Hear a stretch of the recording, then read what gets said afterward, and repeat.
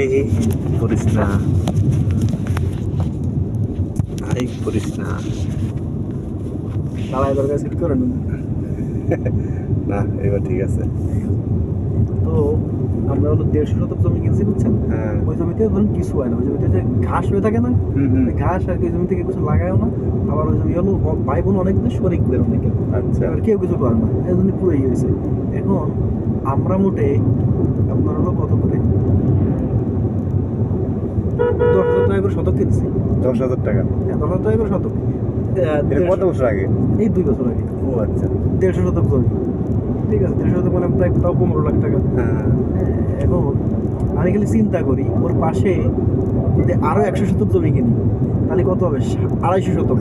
250 শতকে ওদের যদি 100 শতকের উপরে আপনি একটা পুকুর করেন, বাড়ি, গ্রামের বাড়ি পুকুর, 100 শতকের উপরে বাগান, আর আপনার হলো উঠোন টুঠন দিয়ে আর 50 শতকে বাড়ি, আপনার মানে পুরো এলাকার মধ্যে মানে কি হবে ওটা বলেন?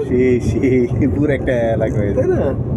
মানে 250 শতকের উপরে যদি একটা বাড়ি করা হয় পুকুর টুকুর দিয়ে পুরো দিয়ে, আপনি যদি থাকে কি মজা পাবেন? অনেক মানে স্বর্গে আছি মানে।